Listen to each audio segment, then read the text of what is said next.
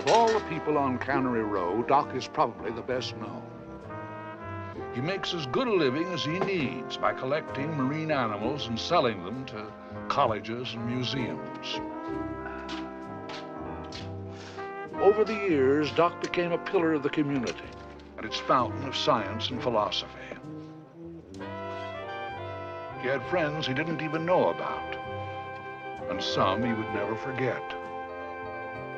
Friends like Mac and the boys. Mac is the elder and leader of a small group of men who have in common no families, no money, and no ambition, beyond the time to discuss matters of interest but little importance. The youngest and by far the strongest of the group is Hazel. A childhood illness was said to have left him with slightly diminished mental capacity. As a result, he had the mind of a small boy grafted to the body of a bull.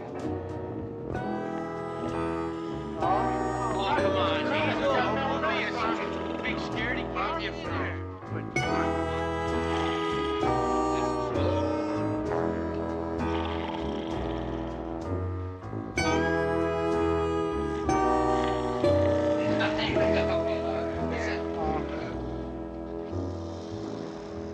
Hey, Mac.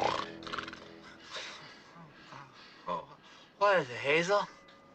Mac, last night you said you was gonna lead us in some exercise. And you said we was getting all out of shape and living this high on the hog. I said that? Yeah, that's right. That's right, Mac. Yeah. Jesus, I must have been drunk as hell. Well, come on, Mac. We waiting on you. Here we go. Come on, Mac. I'm ready. Okay, Mac.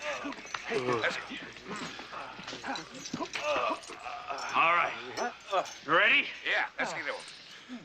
Touch your toe. Swing your hips. Jumping jack. Damn.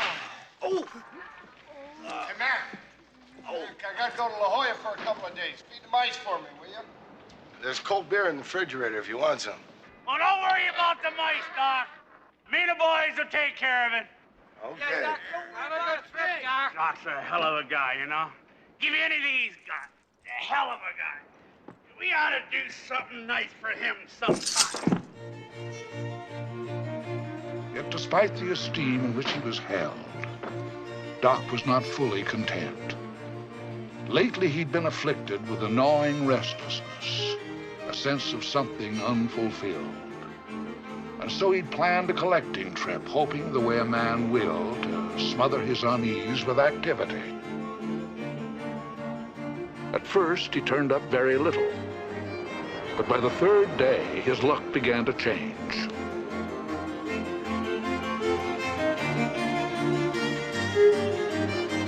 Under the boulders of the intertidal zone, he found 8 baby octopi. It was a little bonanza for him if he could keep them alive. For the next few days, he dedicated himself to building an octopus world within walls of glass, trying to anticipate every octopus need and eliminate every octopus danger. Doc, I got something important to talk to you about. How much do you need, Mac? $2. Here. Take that out. Just like that? Well, what about my story? What story? Well, I had this story about why I needed $2, but you didn't give me a chance to do it. You don't need this story, Mac. Well, the hell I don't. I mean, you know, I worked all night on the damn thing. You know, Hazel cried when I tried it on him. You see, I got this aunt in Salinas. She lost both husbands in the flood. I didn't know you had an aunt in Salinas, Mac. I don't have an aunt in Salinas, for Christ's sake. That's the goddamn story. Oh, Doc, what is the matter with you? I got a problem, Mac.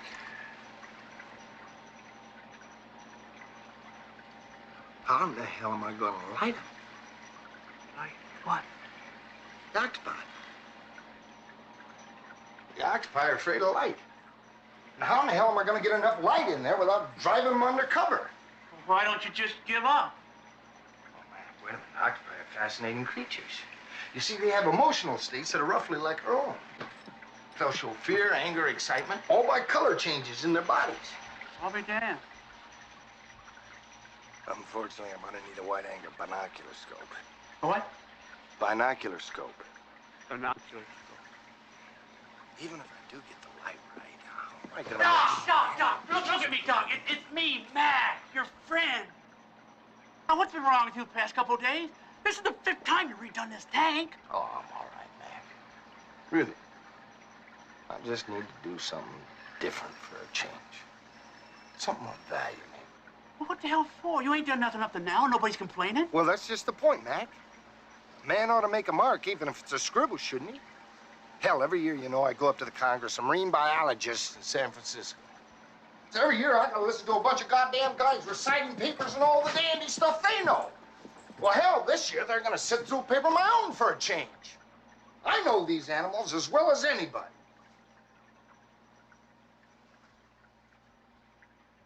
I ought to be able to find out something about them that's worth knowing.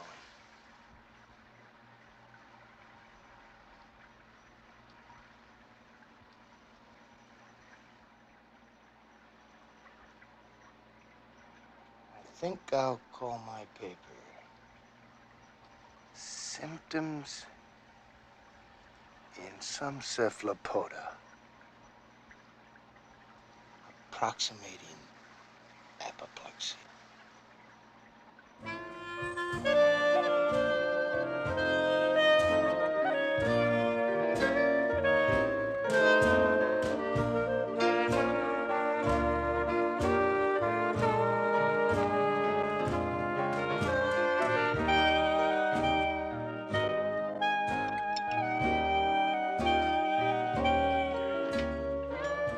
Afternoon, Angel. What can I get you?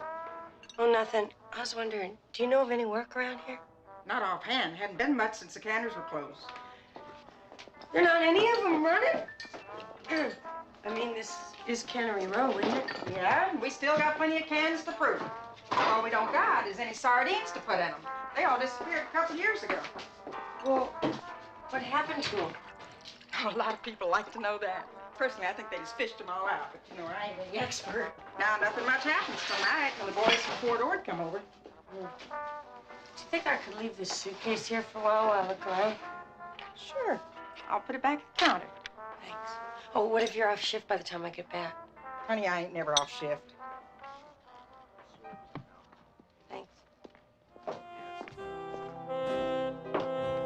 Bye. Bye.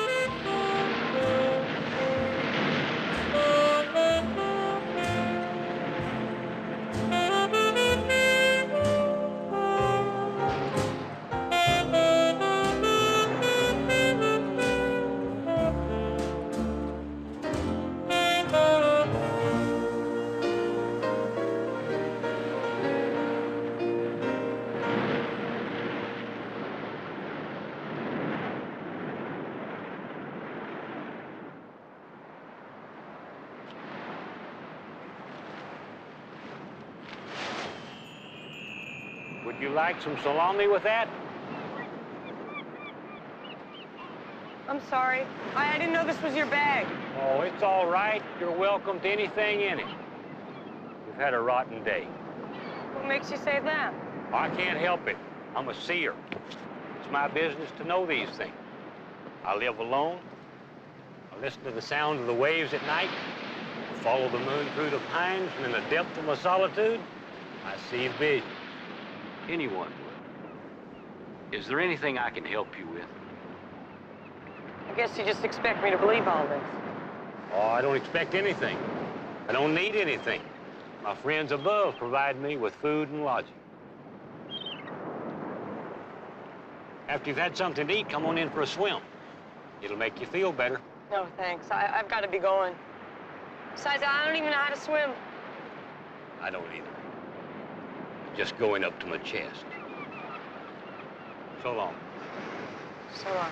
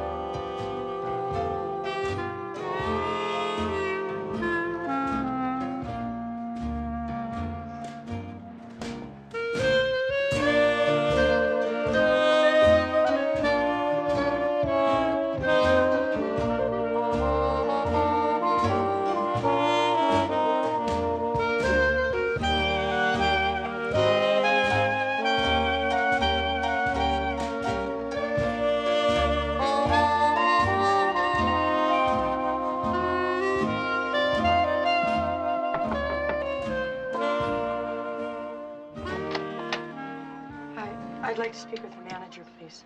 Sure, come on in. The oyster fork goes on the left, next to the salad fork. This way. Like hell. Fauna says it goes on the right, between the cheese knife and the soup spoon. It's the only fork that goes on the right. If you knew about anything, dearie, you would know that a table is set with the fork always on the left, never on the right. I'm telling you that this fork goes on the right, and I know something about anything.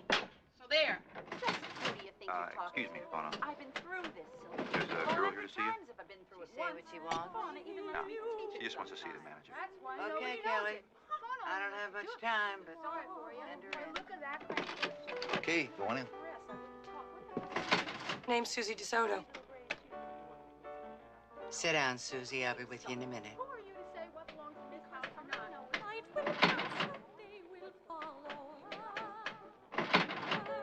I'd like a job as a waitress if you got one.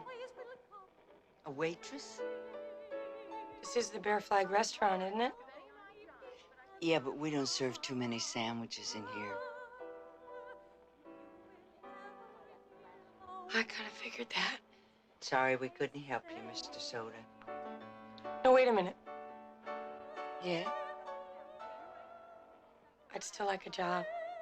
As what? You know, Floozy. Well, first off, we don't call ourselves floozies in here. And second, you ever done this kind of thing before? what do you gotta do besides lie down? You gotta pretend that you like it. Don't you have a hard luck story that'd kind of sway me? No. You broke? Yeah? Where you from? Lots of places. You don't give out much information, do you? Well, what the hell is this? I ain't applying for a government job. Look, I gotta know certain things about the people I take on. I got all quality girls here. See them pictures over there on the mantelpiece? Every single one of them, young ladies from the flag that married and married well. Hell, half of them couldn't count to 3 when they come in here, but they had potential. Look at this one here. That's Wisteria, convicted of shoplifting 4 times. But I worked on her, taught her all the finer things, and now she is married to the president of the Salinas Forward and Upward Club. Carried the tree on Arbor Day. Oh, you want to work for me? You tell me what I need to know. Now, let's try it again. Where are you from? Indiana, when I was little. Your folks still there? I don't know. I went away to work when I was about 10. I've been making my way out to the coast ever since, I guess. Doing what? The usual. After being a runner-up in the Miss America pageant, I went directly into professional ice skating. You don't say. That's correct. Well, judging by the stains on your hands, young lady, looks like you've been doing a little fruit picking in between performances. I've had a lot of lousy jobs. I even tried taxi dancing once. I just couldn't take all the creeps. Well, we don't get a lot of Eagle Scouts in here either. If you're gonna worry so much about your dignity, you better find yourself another line. Look, Miss Flood, I need this job. So I get pushed around a little bit here and there. Just as long as I'm not being made to feel small.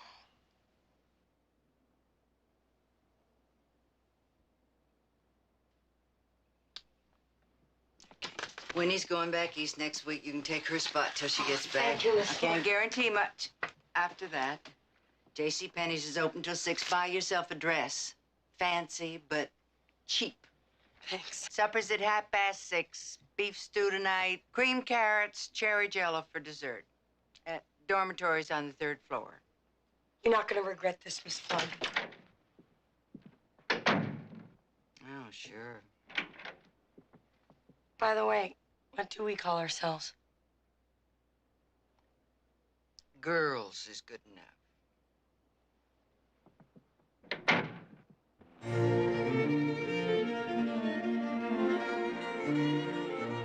Doc plunged into his octopus studies with all the professional dedication he could muster. He prodded them, injected various chemicals into their water, and generally did everything he could to get the little buggers to react. Unfortunately, the conclusions to be drawn from all this were slow in coming.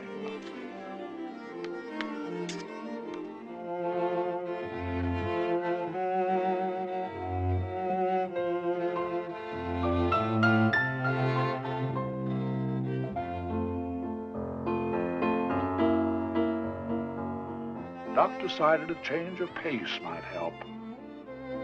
Because it was Wednesday night, he knew where Ellen Sedgwick would be.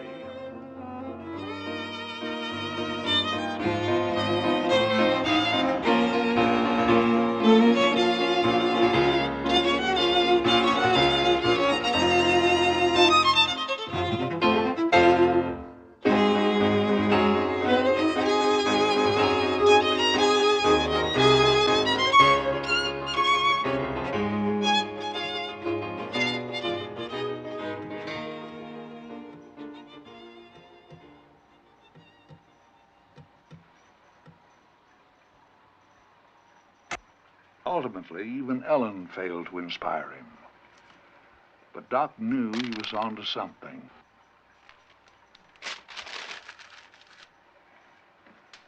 Even if he couldn't figure out what it was.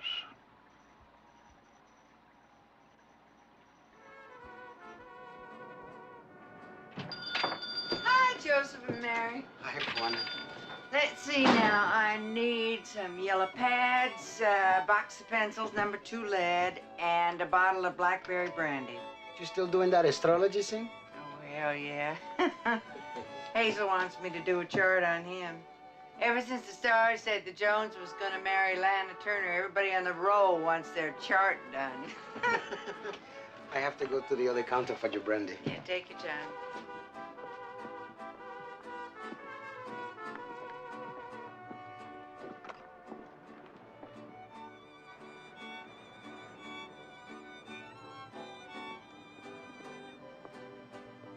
So he's the one. The one what? The one who leaves the bags of stuff for the seer? Oh, hell yeah. Doc's been doing that 10, 15 years now. Him and the boys even built him a little house out there in the dunes. And the guy still thinks it all comes from heaven. Man, he ain't all with it up here. You know what I mean? Hell of a town you got here. Yeah, it is nice, ain't it? All set, Fauna.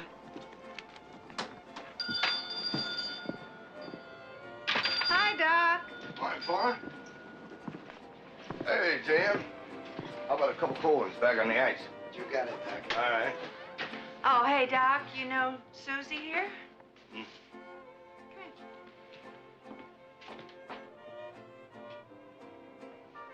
How do you do? Well, how do you do? Susie's just starting at the Bear Flag. All right.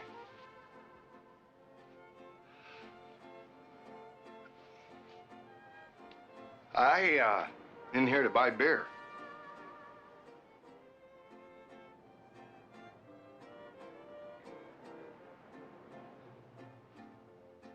Budweiser?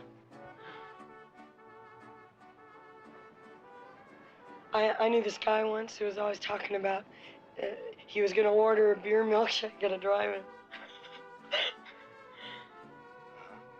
Huh. He never did. He was chicken.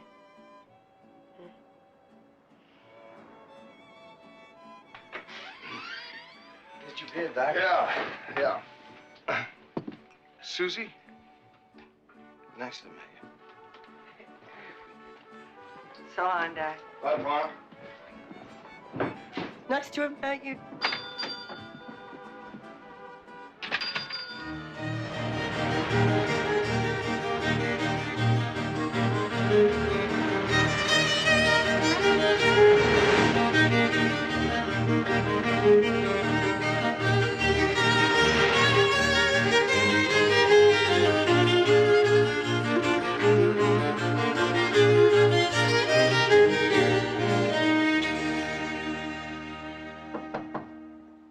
Come in.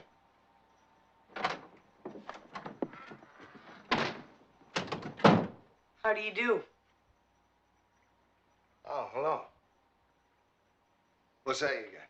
Some macaroons. The cook at the Bear Flag made him. How come? I told him to. She sent me some beer, too. Oh, that's nice of Fauna. I wonder what she wants. Nothing. I think she was doing it. Oh! Geez, what do you got them for? I take the venom and I sell it. I wouldn't want to live with a bunch of filthy snakes. Oh, wait a minute. Snakes are cleaner than people. They even shed their skin. Why would you call them filthy? You want to know why? Yeah. Because you ran Fauna down. Oh, now, wait a minute. I did not run Fauna down. You said she was doing it to get something out of you, and she just done it to be nice. Oh, I see. That's why you call snakes filthy. Mm-hmm. Listen, Fauna is one of my best friends. So why don't we just have a beer and make peace, okay? Okay. Sit down. Yes, it's okay. Here.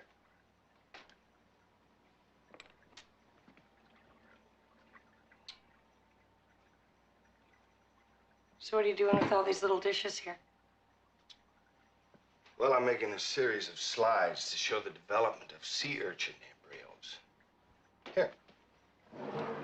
Take a look.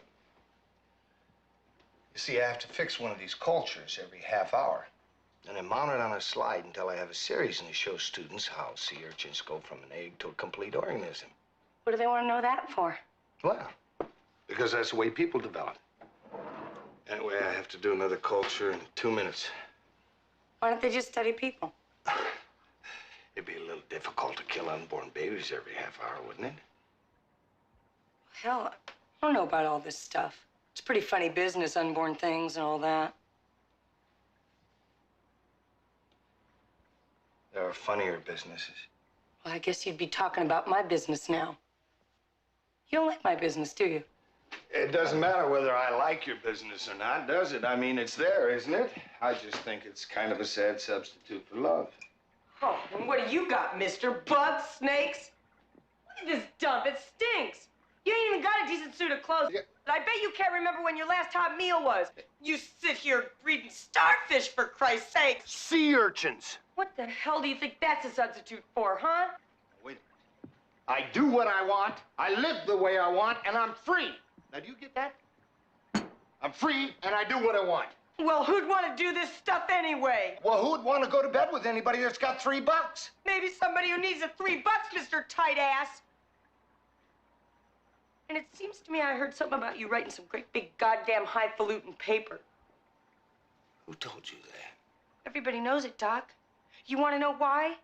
Because they know you're just fooling yourself. You ain't never gonna write no paper. And some of them are even laughing at you.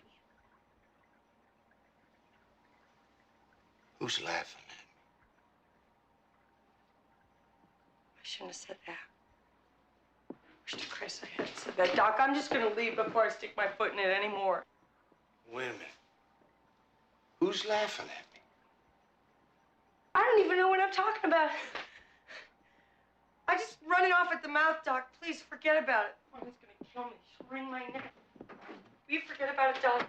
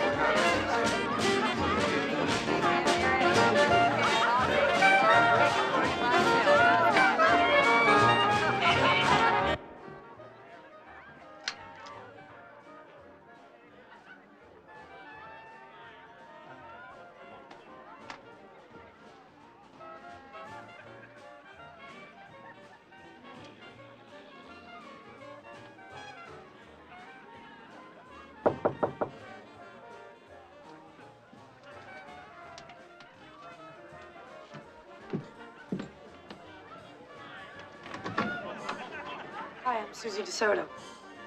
How you doing, Soda?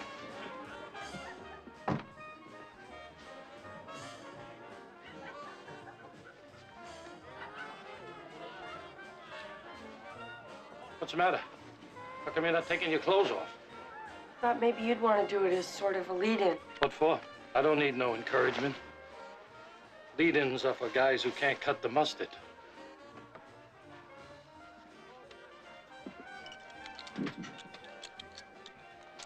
As long as I got this on, what do you think of it? What? How do I look? I don't know. You're still dressed. Well, that's what I mean, the dress. Took me an hour and a half to pick it out.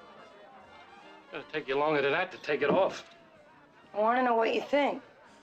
I don't have no opinion. We'll make one up. Oh, what the hell for? Because I paid $12.99 for this goddamn dress. That's what for. $13 to look nice for guys like you. Now, I ain't taking it off till you tell me how you like it. It's all right. I mean, I like it okay. Thank you.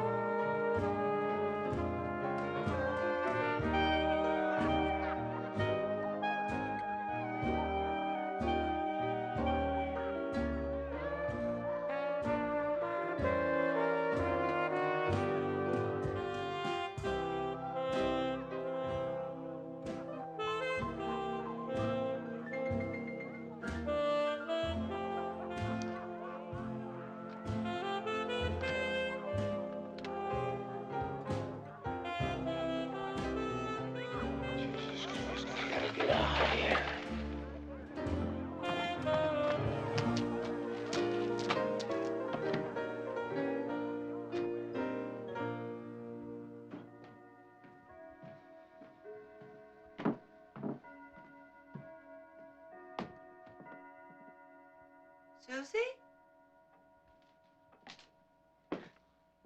Hey, what are you doing up? Thinking. About what? Doc. Yeah, what about him? I just don't understand what a man like him is doing here. Maybe he likes it. Oh, I know that, Fauna, but he don't need it. I mean, he can make a good living anywhere. Does he ever talk about himself? You know, like where he comes from and stuff like that. Well, sometimes he mentions little things here and there. I know he played some baseball once. Baseball? You mean like Major League? Yeah, I guess so. What's his real name? Daniels. Ed Daniels. The Blur? Eddie the Blur Daniels? The what? He used to pitch for the Philadelphia Athletics. Geez, I remember him. They called him the Blur because his pitches were so fast that no one could see him. How come you know so much about baseball, huh? Oh, I used to listen to baseball all the time. Geez, you know, Doc was a hell of a pitcher for a while. Then I didn't hear about him. You know, one year he won 20 games? 2 years. 25 and 26. Ha! You've been holding out on me. Look, kid, I'm beat. I gotta hit the sack. Yeah, but is that all of it? Aren't you gonna tell me the rest? What rest? He played ball, now he don't. Yeah, but I mean, why did he stop? One day he's pitching and the next day he's gone. He don't volunteer too much about it. And nobody asks him. Look, kid, I got as much interest as the next guy in a person's past. But see, on the roll, folks don't have very good ones, so we don't dwell on it. All right? No, it's not all right. You know why? Because everybody looks up to him, and no one knows anything about him. Honey, one of the reasons people live on the row is they don't want to be well known. Okay?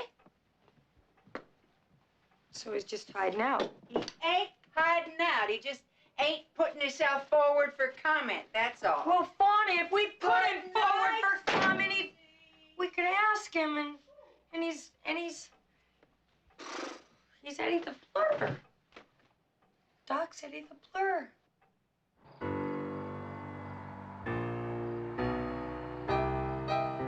After an hour or so, Doc was tired of driving.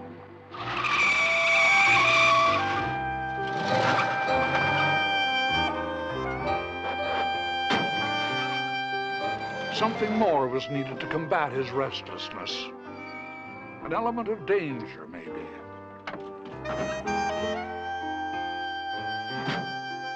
Because he could find no one to get in a fight with, he did the next best thing.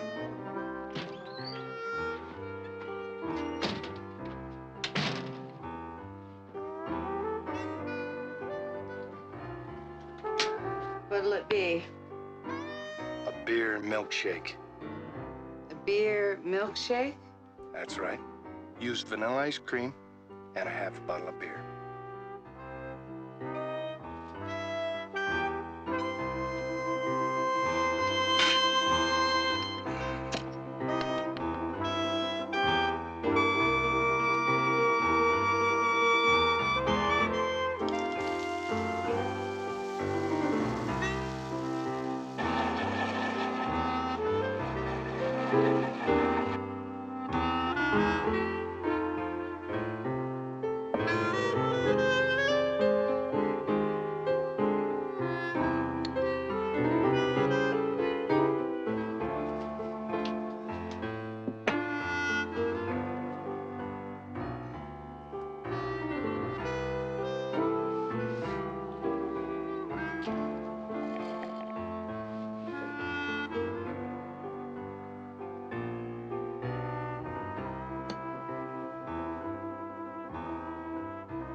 Did I make it right?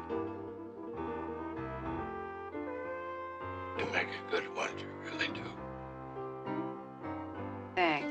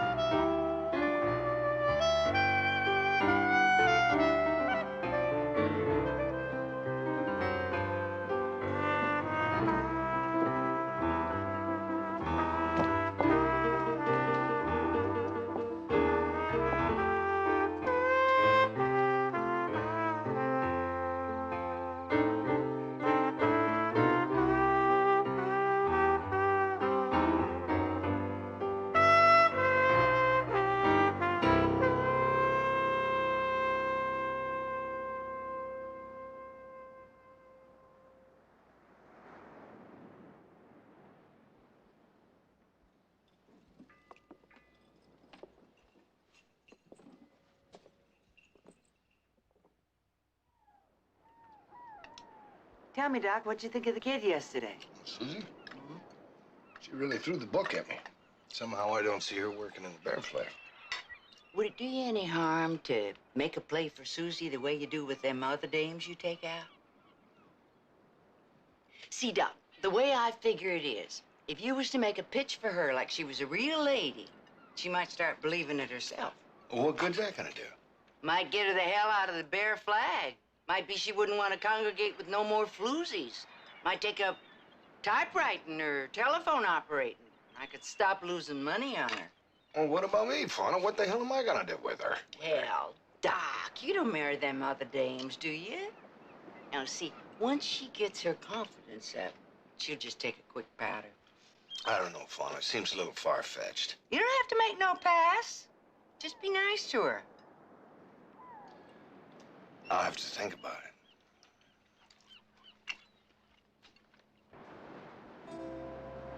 But Doc was tired of thinking. He decided instead to visit the seer, something he'd done regularly for years. Some people say I'm crazy. It's this hat I wear. It belonged to my mother's mule. Told me as long as I wear this hat, nothing bad would ever happen to me. Well, it must be nice to have a guardian mule. Say, what do you think of octopi? Moody. Very moody. Doesn't take much to upset him. I wish you could ask him why sometime. You seem to have a gift of gab on animals. I did ask him one. He wouldn't tell me. Very tight-lipped. You seem a little confused today. What's aching you? Don't you want to talk about it? Well, I'd just soon talk about it if I knew what it was. I do the same things I've always done. I just seem to think about it more. I seem compelled to take everything I've seen and learn and refine it until it adds up to something.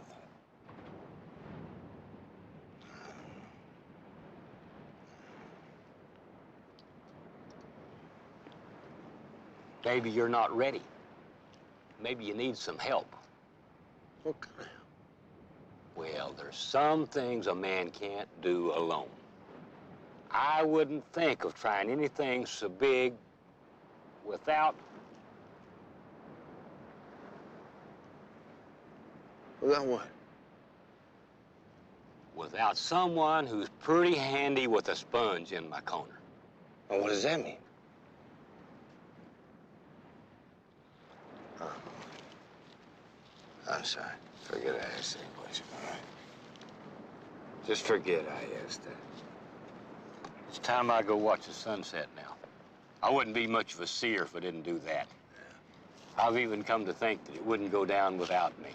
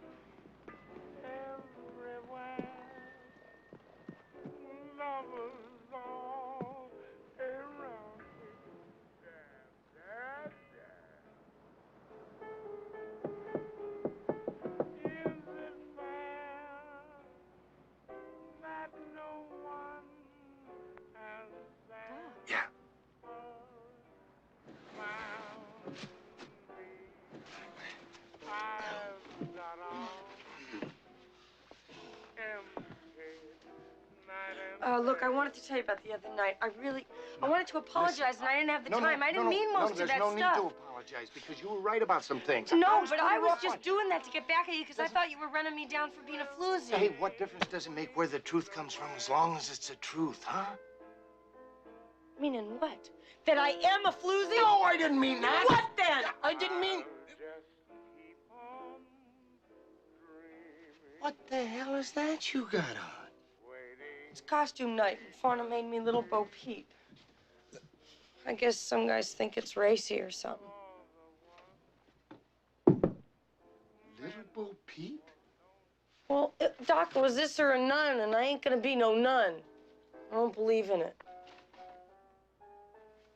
Somehow these fine moral distinctions escape me. You're the one making the distinctions. I'm just trying to make a living. Yeah, and it doesn't matter what kind of living you make. Don't start lecturing me, Doc. What has your goddamn distinctions gotten you? You got a wife? No. You got a girl? No. I got all the women I need. Oh, like that dame with the fur coat at your place the other night. How'd she like your bugs? Hey, she liked my bugs fine. Oh, peachy, then how come you can't admit to anyone that used to be a baseball player? How does that fit in? Who told you that? I heard you pitch once. You heard me?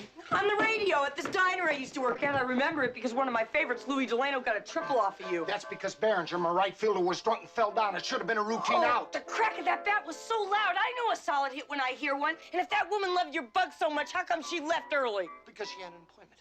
At 11 o'clock at night, Doc? She's got a busy schedule. Hell, I'd have been embarrassed to run out a hit like that. Oh, it did bounce off the wall, Doc? Yeah, after Behringer got up and kicked it. Delano couldn't hit the wall for playing an ear. If she was having such a wonderful time, how come she couldn't rearrange her busy schedule? Because she's a woman of principle. Delano... She sounds like a woman taking a powder to me, Doc. I told you she had somebody to meet. Who? Her husband. Her husband? I may be a floozy, but I ain't no homewrecker. That's disgusting. Oh, yeah? I'm sure Fauna calls a hall of records to make sure that every guy that comes in here is single.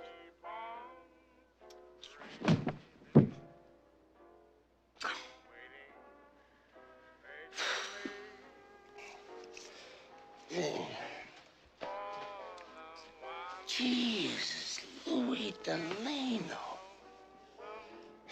How could you get a man like that to be your hero? I don't know, Doc. Look, every time I talk to you, I get more confused. I like you just fine when you're not around.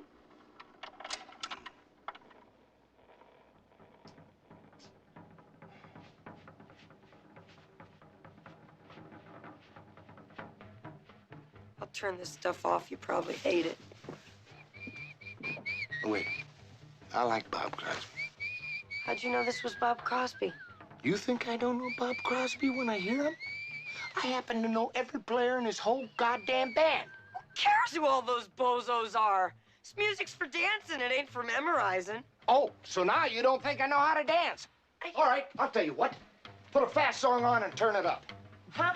I said put a fast song on and turn it up. Let's see what you got, hot stuff.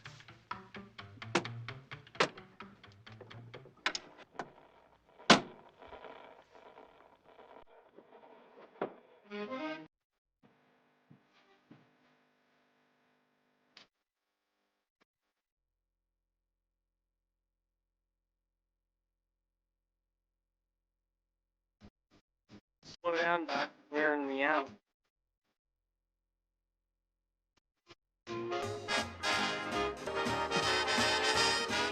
How about a little pecking?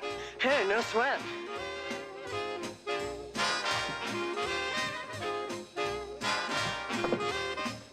Oh. Hey, little Sissy Q, huh?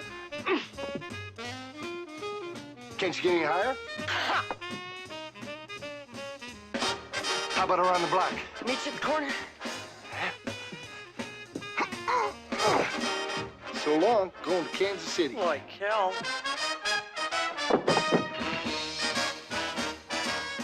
What the hell was that? I call it an over the rainbow. I knew you wouldn't be able to do it. Why didn't you tell me you're gonna do over the rainbow? Wouldn't have made no difference, Doc. Scared to try that again? Shaking in my boots. And try it again, they did.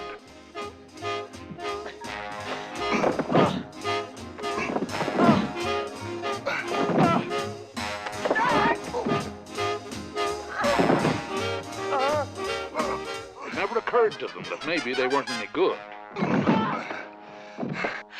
You bridged too early. Otherwise, we'd have had it.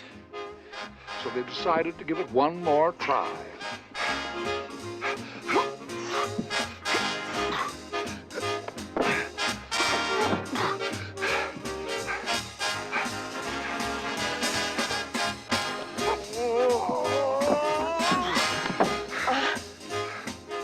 Thanks. You're not too bad. You want to have dinner Saturday night? Sure, sounds all right. I'll see you. Okay, now watch this shot. The events of the previous night were a hot topic of conversation at the local country club. Mac decided the time was right to throw their friend Doc a party. I figured take 10 or 12 bucks to give Doc a party you wouldn't be ashamed of. Tough lie there, Jonesy. Because they didn't have the 10 or 12 bucks, Mac sent Hazel over to see if Doc needed any animals collected. Once Doc had given the boys a quarter for every live turtle they found. By the way, Doc, you need any turtles? Not right now, Hazel. Don't have any orders. What's Mac need money for? Please don't make me answer no question. You never could lie, could you, Hazel? All right, I tell you what. I do have an order for several hundred frogs. If you and the boys want to give it a try, I'll give you 5 cents a frog. Don't you worry about nothing, Doc. We're gonna get you all the frogs that you want. I know this place up the Carmel River, and that's got tons of frogs. Yeah, well, how you gonna get there? Well, we was gonna use Joseph and Mary's truck to get the turtles. Mac figured he wouldn't mind. Oh, Mac's got an angle. I'm sure he does. I think I got it, Mac. Hey, let's go. As it turned out, Mac was right. Joseph and Mary not only didn't mind that the boys used the truck, he didn't even know. The Great Frog Expedition was definitely in business.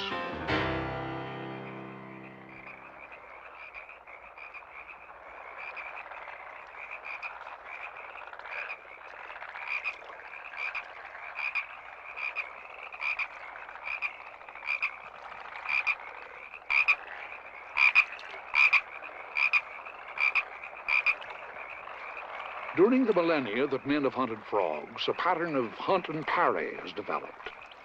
The man, with net poised, creeps noiselessly, so he thinks, towards the frog, who sits very still and waits.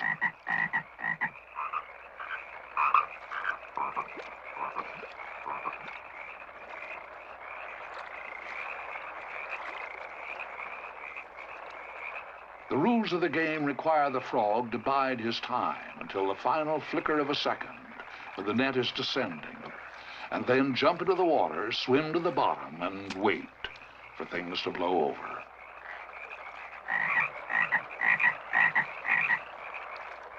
This is the way it's done, the way it's always been done.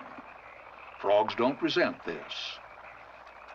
But how could they have anticipated Mac's new method?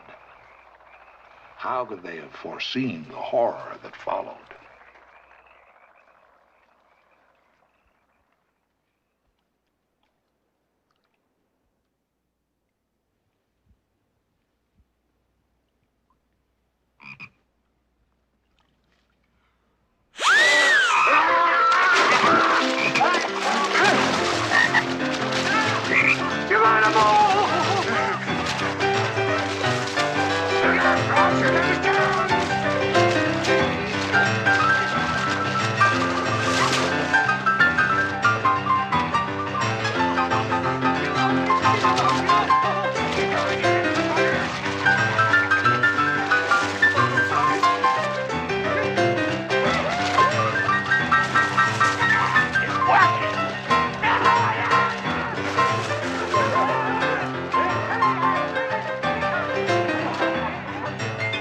Never in frog history had such a roundup taken place.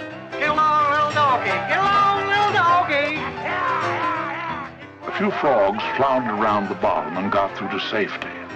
But the majority decided to leave this pond forever, to find a new home where this kind of thing didn't happen. And that was their undoing.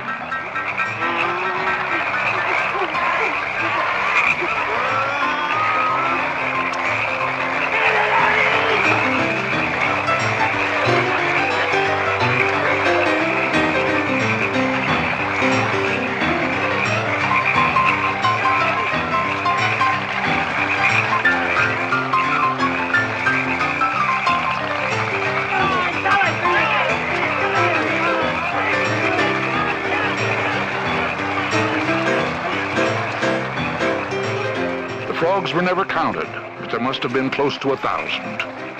Their impact would soon be felt on Cannery Row.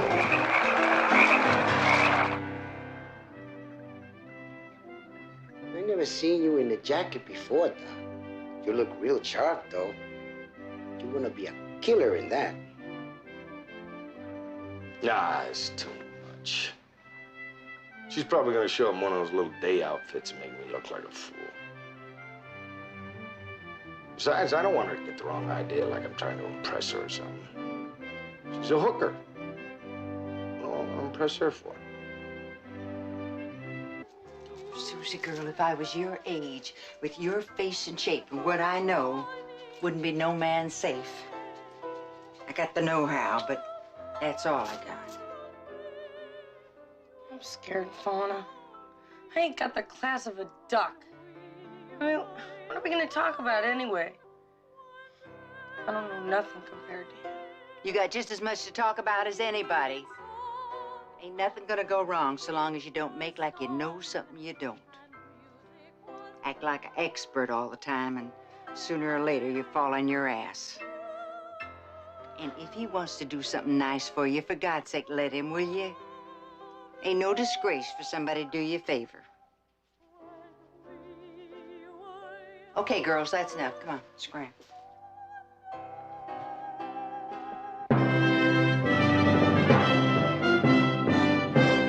Still too much.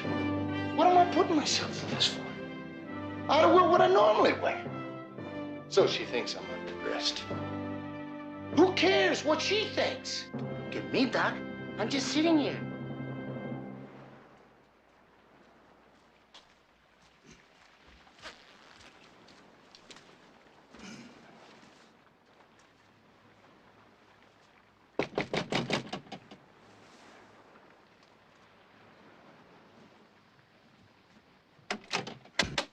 Hi, Doc. I'm all set.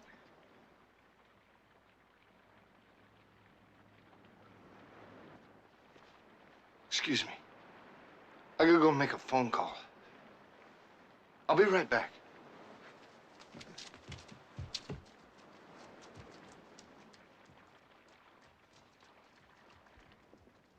All right.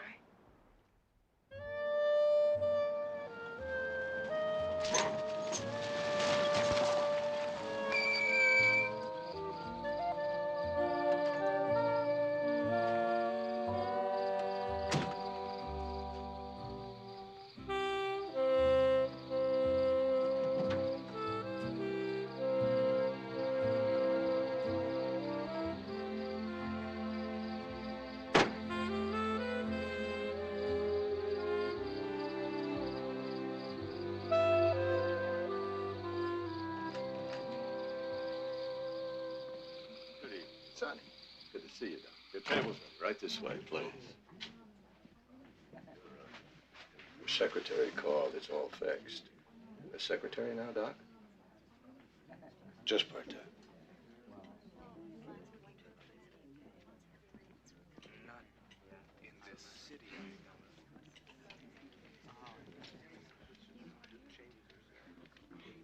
Well, it's good that you telephoned, Doc. You know, I did have a little trouble finding the pompano, but I got it. I'll have your drinks sent over in a minute. Well, you two, enjoy your dinner. Thank you, Sonny. It's really something, Doc. Ah, hell, it's nothing.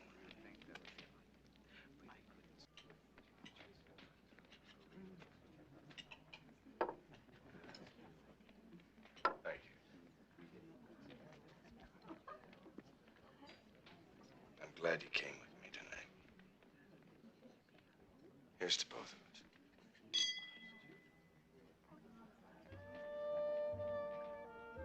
Susie soon discovered something for herself. When in doubt, move slowly. Slowness, it made everything regal. The crab required an eating technique she didn't know. She did everything a little behind Doc, and he wasn't aware that she watched every move he made.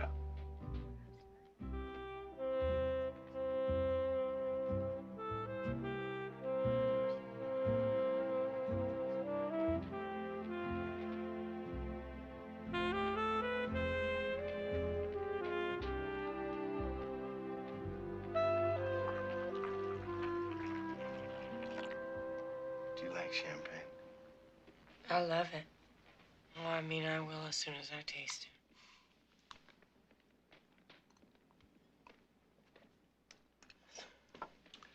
You know, out in the sand dunes, there are little gullies covered with pines.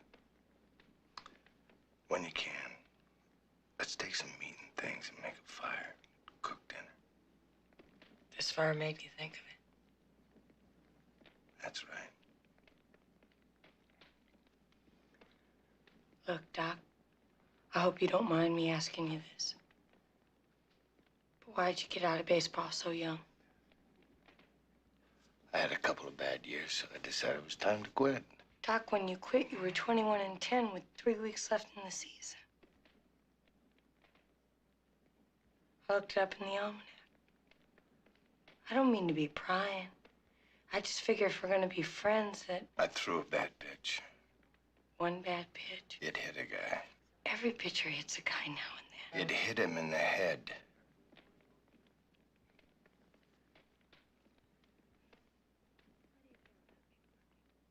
At first, I thought I'd killed him. He was in a coma for 2 weeks. He came out of it. But he was never the same after that.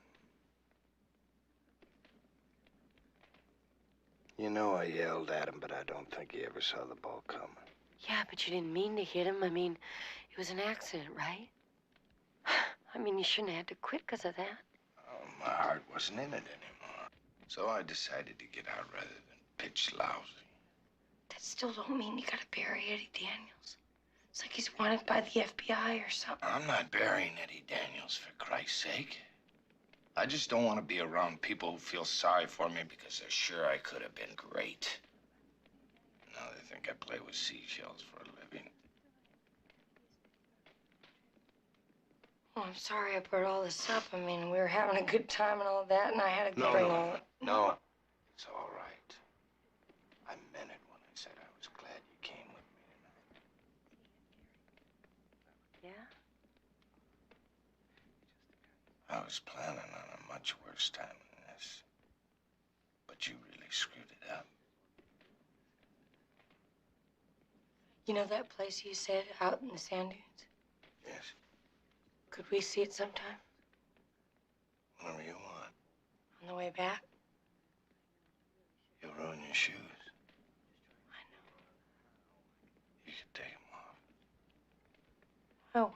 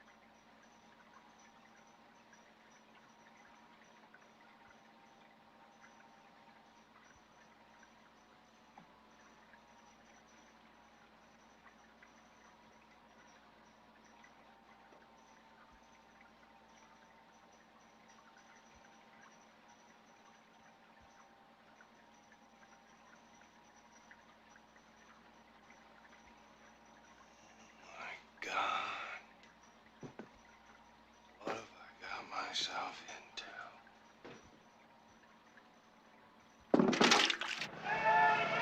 The boys returned, secure in the knowledge that they had enough frogs to bankroll a party of shocking proportions. What they needed now was a way to convert them all to hard cash. Joseph Mary, you know the doc set the price on frogs at 20 for a buck. Doc's gone away, and me and the boys is a little hungry. Plus, we could use some steaks and stuff for Doc's party. So what we thought is this. We don't want you to suffer none, so we'll make over to you 25 frogs for a buck. You got a 5-frog profit there. Nobody loses his shirt. To his own dismay, Joseph and Mary couldn't really find anything wrong with this proposition. Okay, you got a deal. But I don't want no dead frogs. Do you hear that? After that, business was brisk.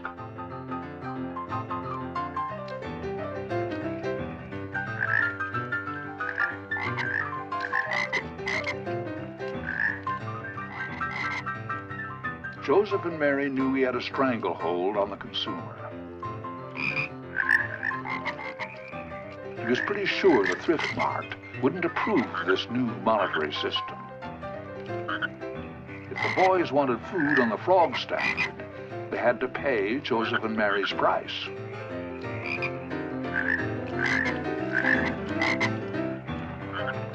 Some bitterness began to arise as time wore on and prices went up. Canned peaches were sky high at 8 frogs a can.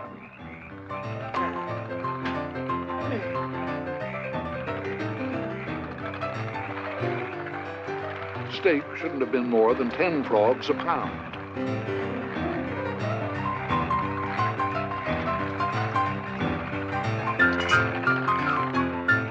One frog, right? Mary, I only got 1 frog.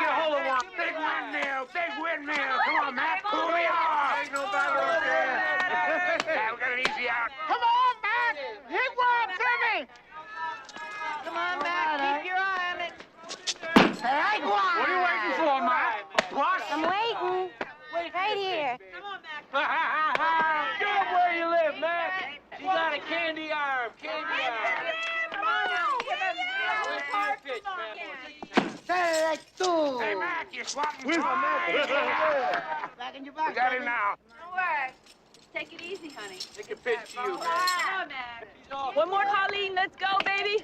Oh, he's mad, Matt. We're going to sleep out here. Round tripper, touch all the sides. I don't think you're going to hit her like that. What the hell you know about it? You ever played baseball? Not that I know of. But it seems to me you're going about it all wrong. We'll see.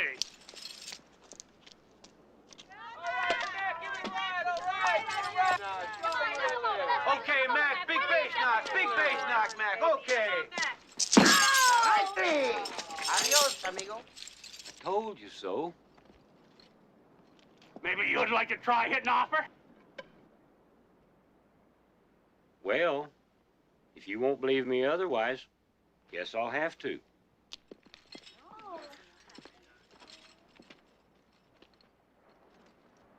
How should I pitch to him? Pitch slow. Real slow. Okay.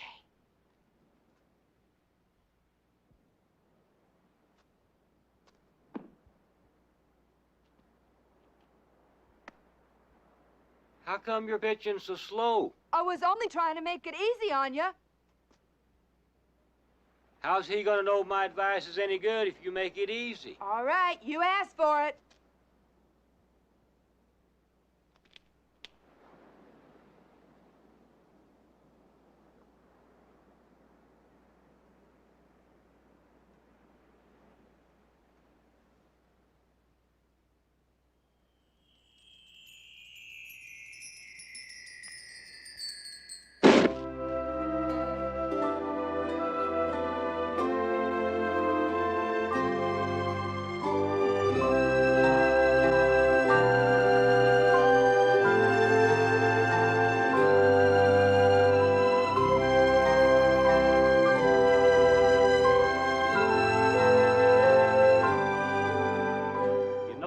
think bringing the hands up is the key.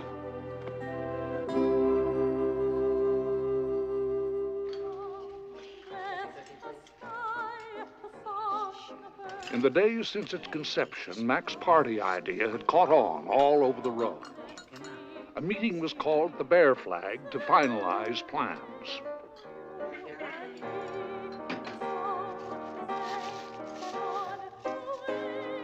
Everyone agreed it should be a surprise party at Doc's house, and it should have a theme to lend it some class. The boys chose Snow White and the Seven Dwarfs because they had seen the movie recently and the costumes were fresh in mind, and because they couldn't think of anything else. The meeting would have adjourned without further ado had not Hazel asked one of his infamous questions. Funna, and did you ever do that horoscope when you said you was going to do on me? Oh, well, yeah, as a matter of fact, I did, Hazel, but I don't think you'd be very interested in it. Why not? Is it bad? Well, it ain't good. Come on, I can take it. No, forget it. Now, Funna, I got a right to know. Well, all right. The stars say that you are going to be... Oh. That you are going to be President of the United States. I don't believe it. But I don't want to be no president. You got no choice. The stars have spoke. You just have to go to Washington. But I don't want to. I don't know nobody there. I'm sorry, Hazel. There's no way I can tell him I won't do it. Nope. A thing like this could ruin my whole life. Oh, Hazel. We're gonna miss you, Hazel.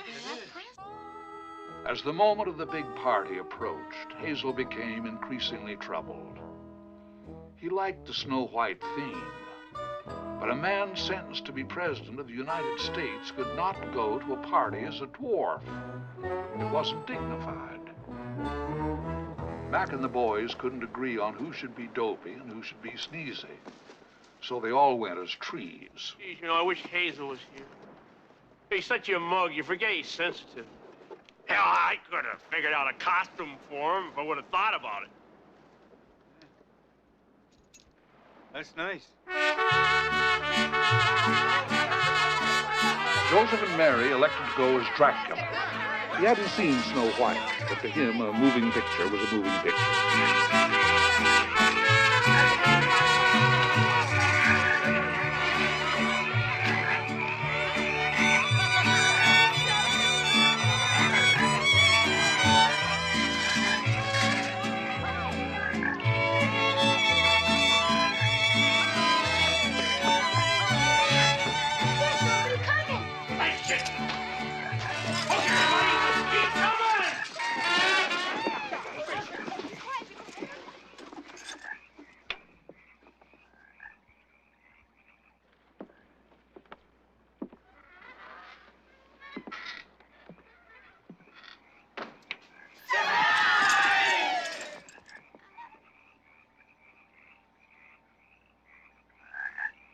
Which dwarf is that? It's George Washington, you idiot. How do I look? Oh, sweet, Hazel. I couldn't have done better myself. Okay, everybody, false alarm. Jonesy, you don't look good as an oak tree. I should wear that. Damn it, Mac. I wanted to be a palm tree anyway.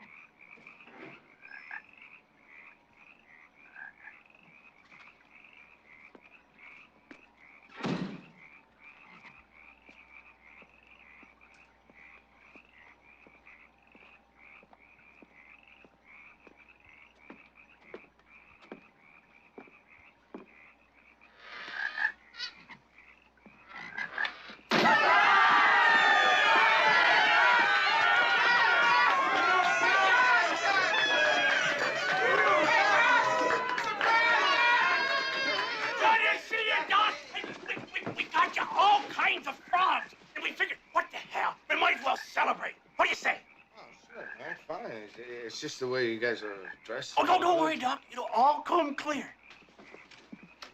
Hey, Mac, let's get it going! 1, 2.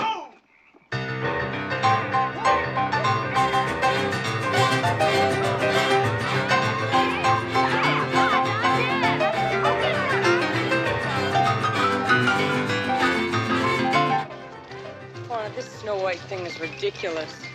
I'm gonna feel like a fool walking in there like this. Just trust me, will ya? I know what goes over in this town.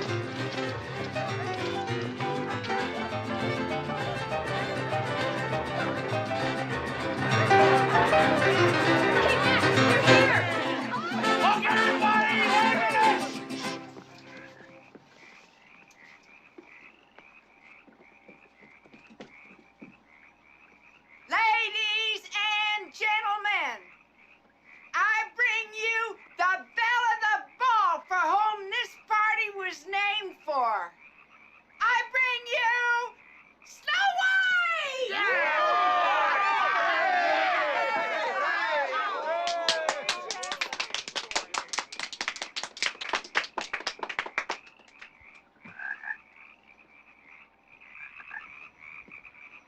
Folks, this being such a happy occasion, what with Doc getting his frogs and all, I figured we might as well just shoot the works and make it a real blowout. Now, in case some of you guys don't know it, Doc and Snow White here are almost sweethearts. There just don't seem to be no stopping them. Now, Doc's got to go up to San Francisco in a couple of days for this convention of guys who do the same stuff he does. I forget what you call it. Anyway, some of us were thinking, wouldn't it be nice if he could take the kid here with him to keep him company and maybe show them jerks up there what kind of material he runs with, yeah? So, me and the boys have rented these two the Ambassador Suite at the Fairmont Hotel for the whole goddamn weekend. Ain't that a pistol? Well, have at it, Doc. Come on, go and get your girl. Well, I don't know, Fauna. I don't know if Susie would like these people much up there. Yeah. I mean, they're very stuffy. There's a lot of technical jargon. Marine biologists.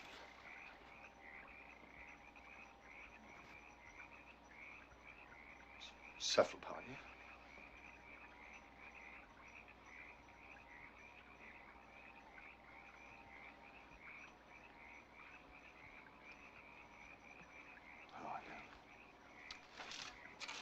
Over and take her hand, you jerk. Don't leave her just standing there. Fauna, forget it. You don't want to go through with it. No, wait a minute. I've been thinking it over, and I accept the girl. The hell you do?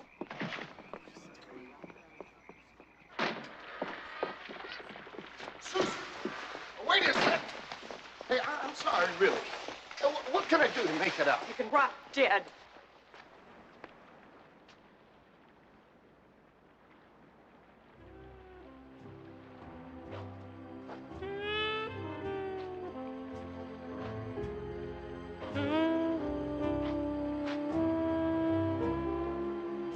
Christ, I gotta get out of here.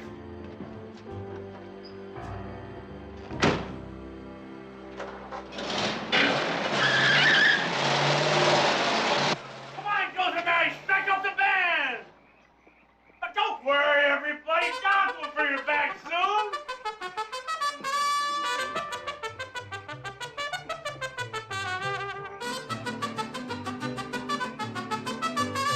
By 1 o'clock, Doc was still not back. Everyone began to wonder where he was. Then some fraternity boys dropped by, and the rest is history.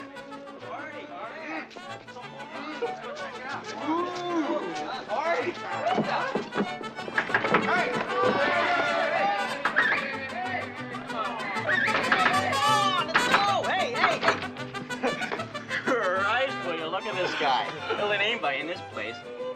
Hey, buddy, what are you charging here? What do you mean?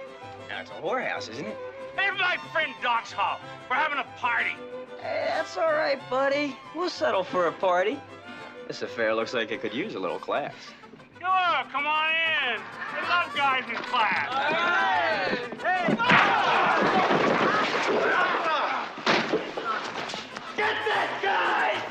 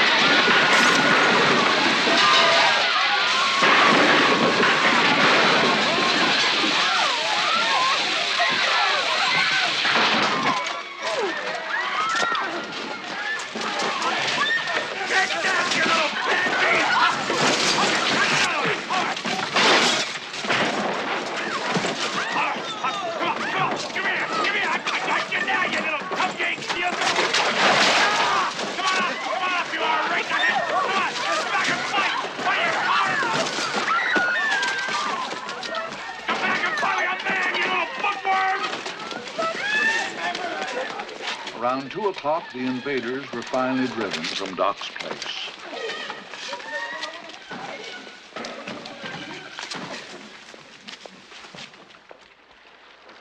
At 2:30, only Hazen, the offensive right tackle from Monterey College, were left. And even they were wearing down. You can only have so much fun.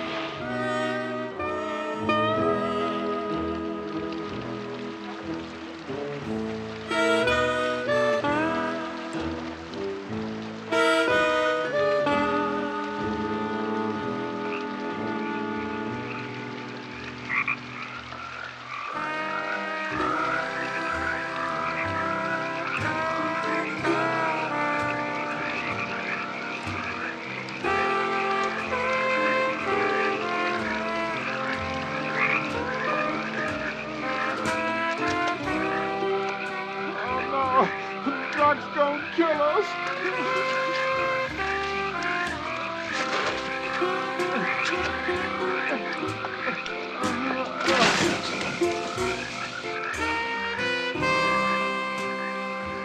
By 2:45, the party was over. Nobody wondered where Doc was anymore.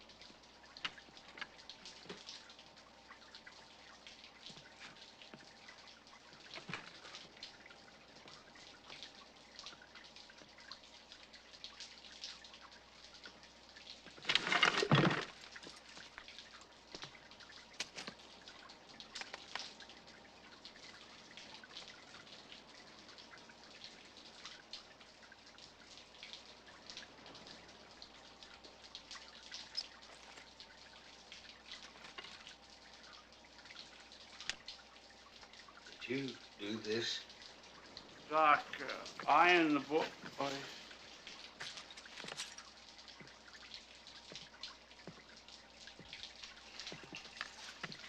Did you do this, Mac?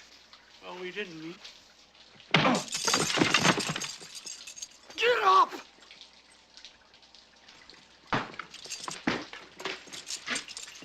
Go ahead, Doc. I got it coming.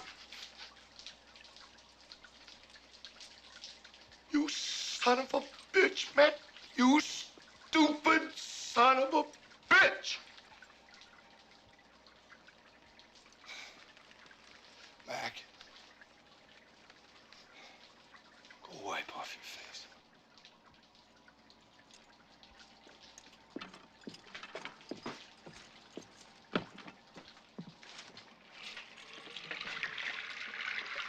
What happened? We kept going with the party. We tried to be back. We got out of hand. Don't do no good to say I'm sorry. I'm sorry for most things I do. It just got all screwed up. We'll fix up in here, me and the boys, Doc. And we'll pay for the stuff that got broke. No. I'll clean it up, Mac. I know where everything goes. No, we'll pay for it, Doc. No, you won't, Mac. You'll worry about it a long time, but you won't pay for it. There's over $300 worth of broken museum glass here alone. Don't say you pay for it. That's just gonna make you feel uneasy. And it might be 2 or 3 years before you forgot about it and felt good again. Then you wouldn't pay for it anyway. Well, we gotta do something. Well, let's just forget about it. I'm over it now.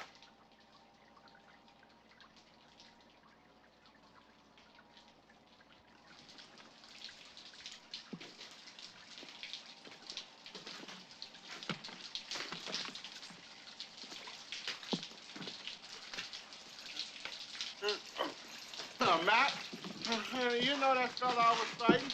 Yeah. He's a hell of a nice guy, Matt. And we ought to have him over some night, huh? I'll get right on it. Okay. So long, Doc. Mac, you still think they're gonna want me for president? I don't think presidents goes to parties like this.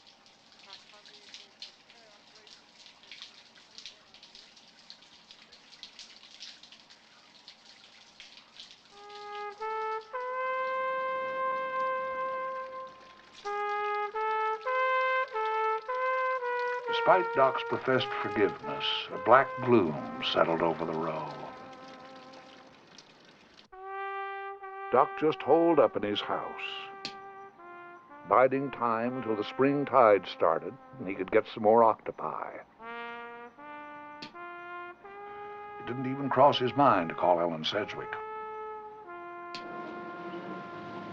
And then there was Susie.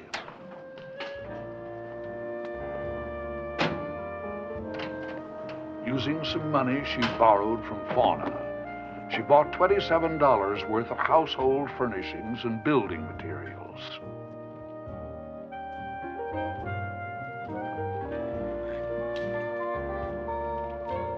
When she moved all this stuff into the Hediondo Cannery's old boiler, everybody assumed she was just going to store it there.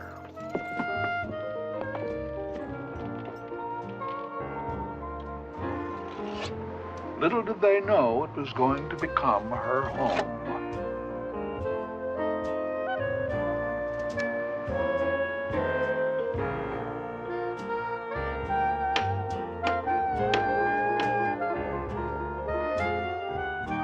At first, no one expected her to stick it out. But when it was learned she'd talked Ella into working at the Golden Poppy for tips and meals, it became obvious that she wasn't going back to the Bear Flag. Fawn had pleaded with her to at least board at the flag, but Susie was adamant.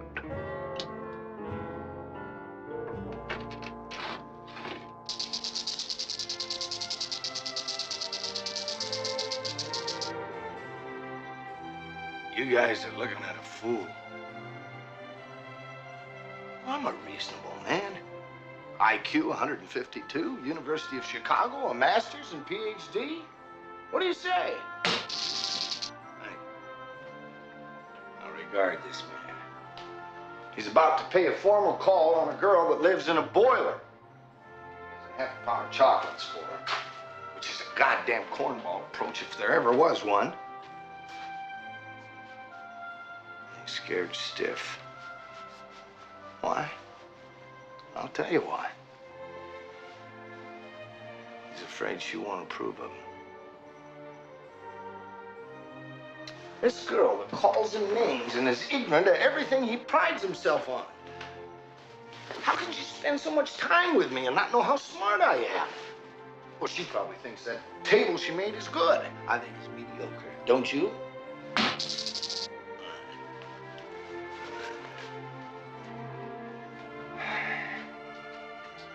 Even if I manage to win her over, there's going to be many times I regret it. The only thing we have in common is that we're both wrong for each other.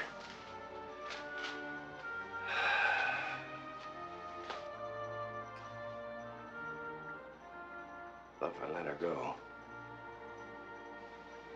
I'll miss her. Badly. More than I'll ever regret. Oh, I can't listen to you guys anymore. You know something? You don't know your ass about romance. You don't even have an ass. Wish me luck. Thank you.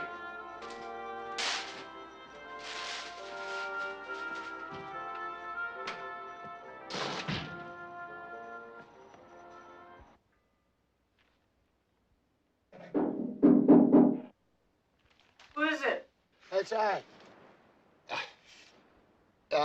Me.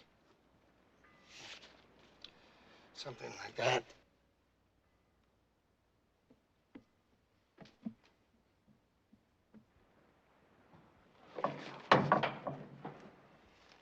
Hey, Doc.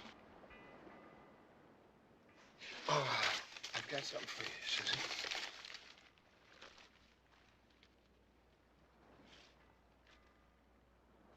Well, that's nice, yeah. Handsome toffees, huh? How'd you know that's handsome toffees? 'Cause I'm allergic to them. Susie, this is a formal call. I was hoping that you might ask me in. Well, there ain't a lot of room in here. Oh, what the hell? Come on in. Watch your tie. Yeah. Yeah.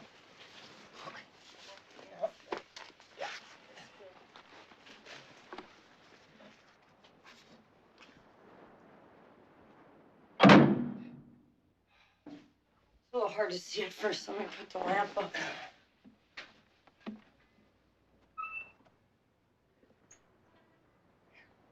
There's this welder. He's over at the Poppy. As soon as he can, he's gonna come here and cut me some windows in the side. You've done a hell of a job. I'm still working on it. Only problem is I don't know how I'm gonna get curtains up on these windows. You know anything that would stick cloth to metal? Duco's pretty good. You might try that. Duco.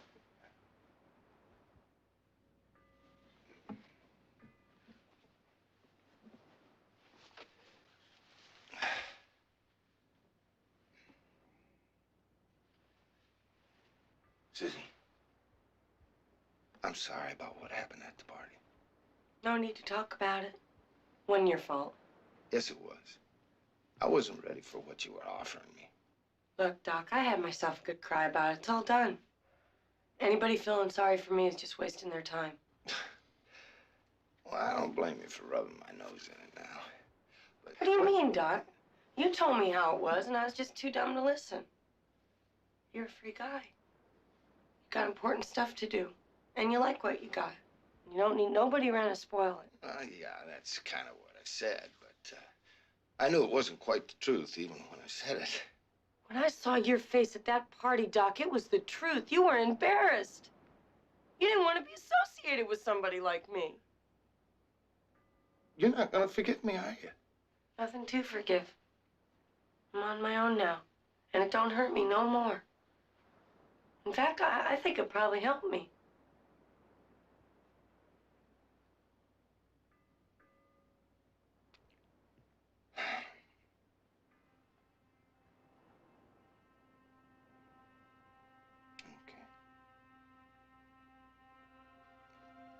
Guess I better be going.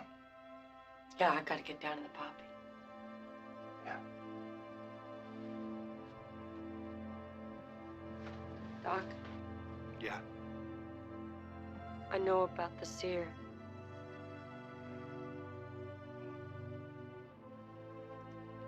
He was Maxie Baker, the guy you hit, huh? Yeah. When I looked him up, it said he was in a mental ward. Yeah, he was, but I had him released to my care. He'd have never made it in there. You got nothing to blame yourself for, Doc. It's just a lousy goddamn accident. He would tell you the same thing if he could. It wasn't your fault, none of it. But it'd always be my responsibility. Nothing could change that, not even his forgiveness. Some debt you never can repay.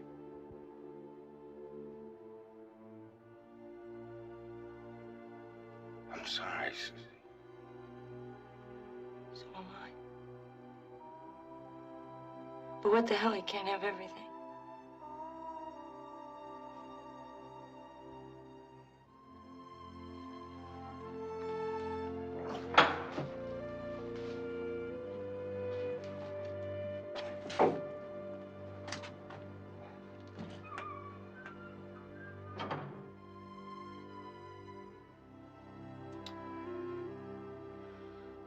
Great, Susie sure set him straight.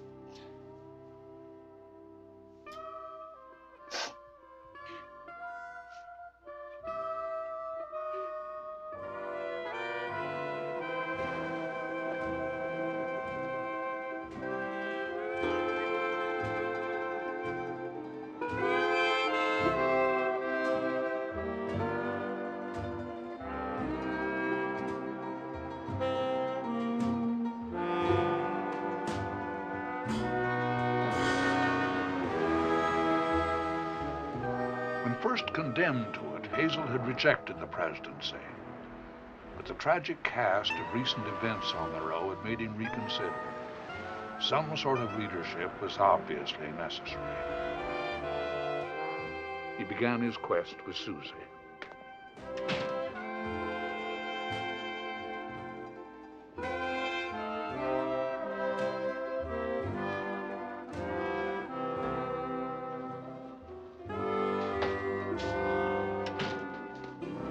Howdy, Hazel. All I got for you this late is coffee. That's okay. I don't want none.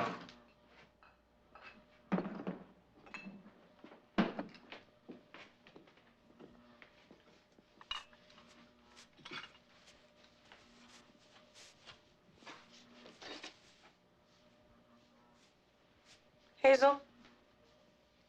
What are you doing? I'm just helping you clean up. Say, what do you think is the matter with Doc? How would I know? Well, I got to do something to help him. He's done everything in the world for me. Once he went character witness for me, and I ain't even got no character. What do you want me for, Hazel?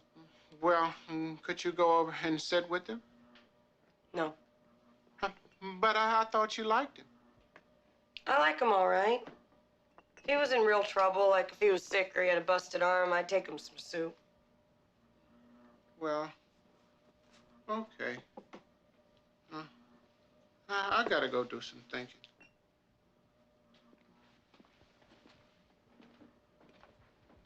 So long, Hayes. So long, Susie.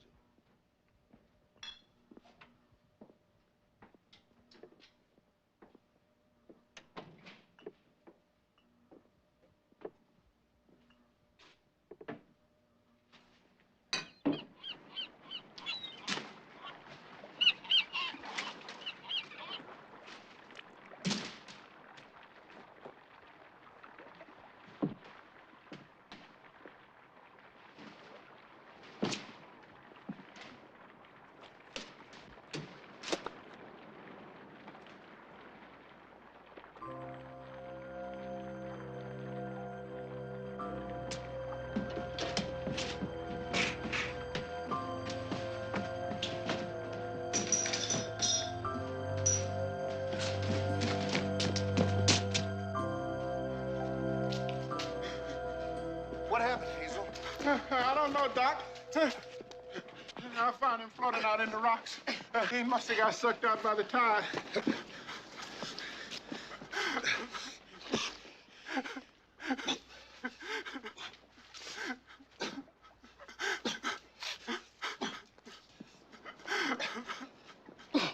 It ain't no use, Doc. No, it's gonna be all right. He's gone. It's gonna be all right. It ain't no use, Doc. It's gonna be all right. He's gone, Doc.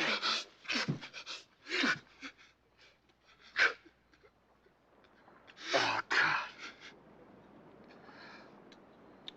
Oh, I know it. Oh, God damn it, I know it.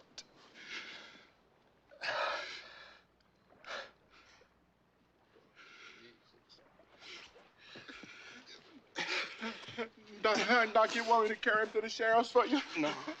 I want to do it myself.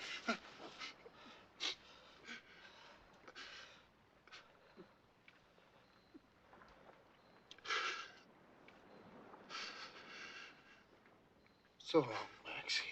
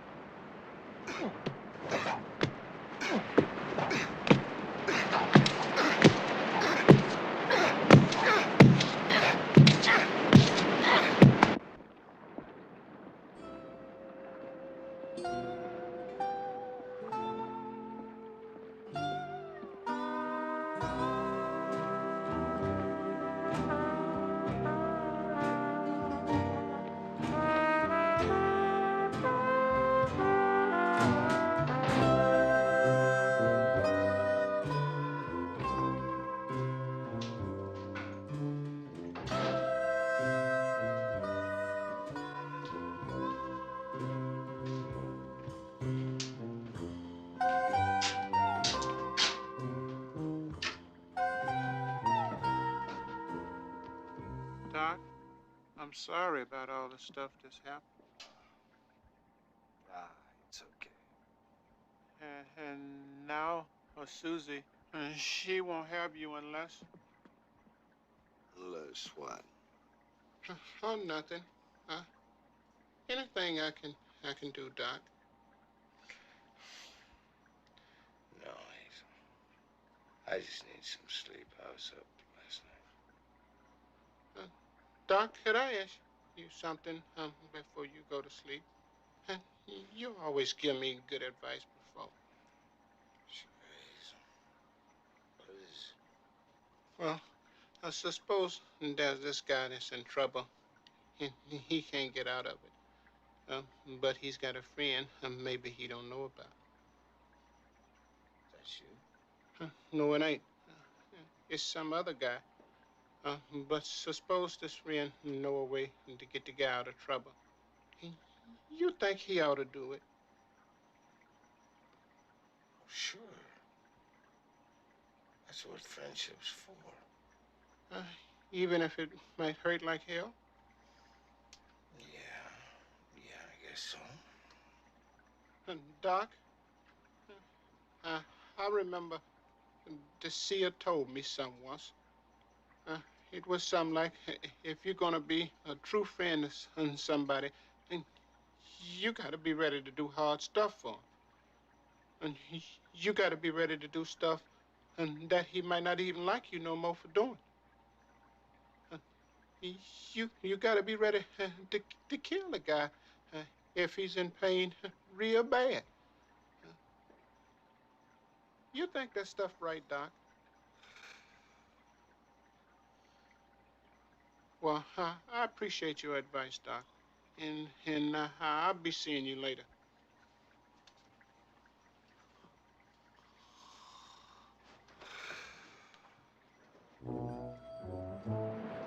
No one knows how greatness comes to a man, but Hazel, after fighting it, denying it, cursing it, everything, finally accepted his greatness as he had the poisoned presidency of the United States. There was no longer any escape. He knew now what he must do.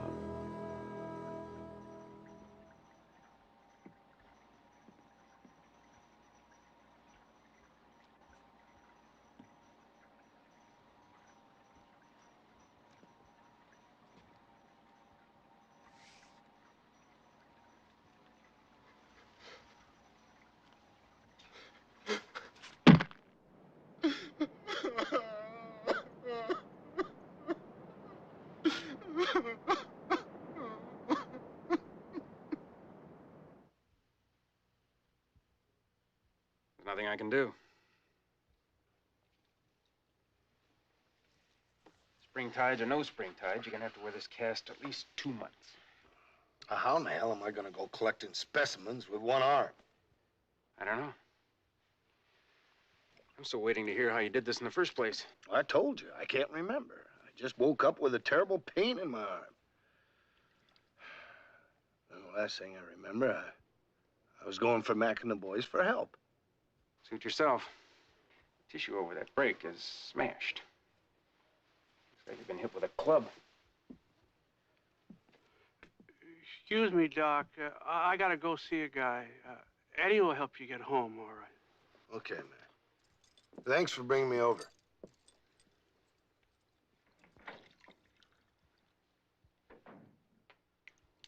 Hit with a club. Hazel! Hey, Hazel! I just came from the hospital. Doc's got a broke arm. You know something about it, don't you? You gonna be mad at me, Mac? Oh, Hazel. I promise. I didn't have no choice, Mac. And Susie said she wouldn't go see him unless he got sick or had a broke arm. I tried, but I couldn't figure out how to get him sick. There was no other way. You sure you ain't mad, Mac? Oh, hell no. Of course, we don't know how she'll work out, but it's a step in the right direction. Mac, I can't do her. Finally, has got to get somebody else for president of the United States. I tried, and I practiced, but I just ain't got the boot. I mess up the whole country. Hazel, you sweet little bastard. Now, we'll get you off. Don't you worry. You done noble stuff. Wasn't nobody with guts but you. You just sit there and take it easy. You got the ball to the 1 yard line. Old Mac's gonna carry it in for you.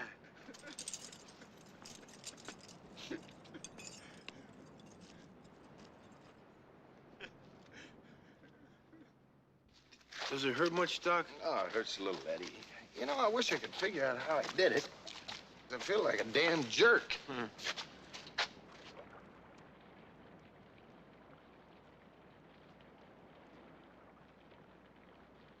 Excuse me, Doc. I gotta go do something. Yeah.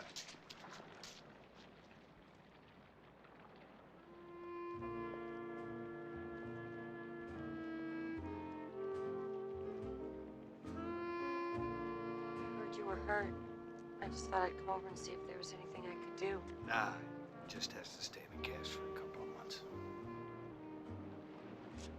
And it shoots the hell out of spring ties, though. I don't know what I'm gonna do for Octopi now. Doc, I'll go down to La Jolla with you. How come? Just because I thought me and you could have a nice time. Are you kidding? Turning over rocks that weigh 50 to 100 pounds? You just tell me what to do and what to look for. But don't make me keep asking you, otherwise I'm gonna get sour on it. All right, but I can't promise you I'll be able to write the paper, even after we've knocked ourselves out to get the octopi. Doesn't make no difference to me. As long as you want me to go, I ain't gonna feel cheated. Okay. I'll go tell Ella I'm leaving. You come and get me when you're ready.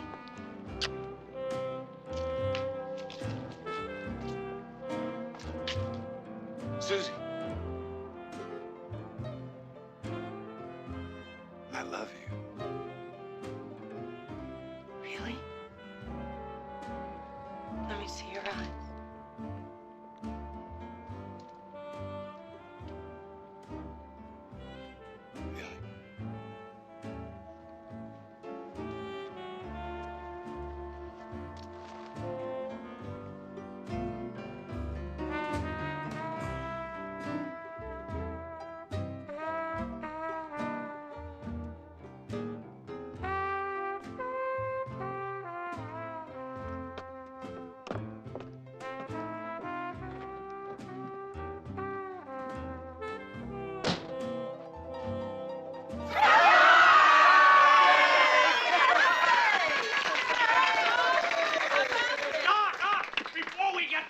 Going real good.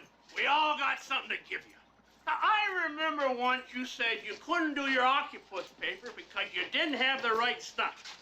So on behalf of me and the boys and all the folks that chipped in, it makes me happy as hell to present you with your new microscope.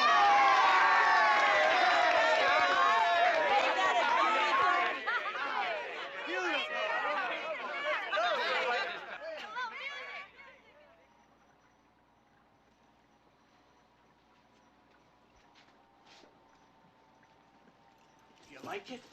They're going to bill us. It's beautiful, Mac. It's really beautiful. It's the biggest one in the whole goddamn catalog. So far, we got over $6 collected.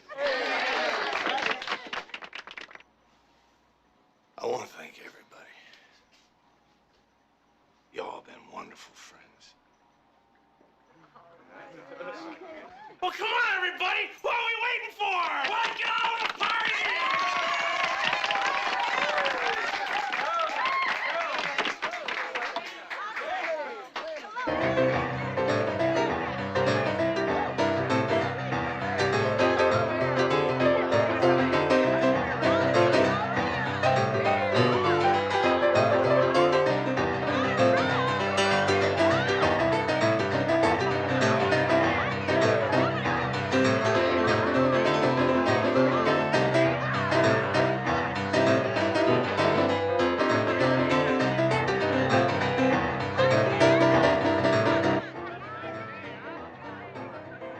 The party didn't slow down until dawn.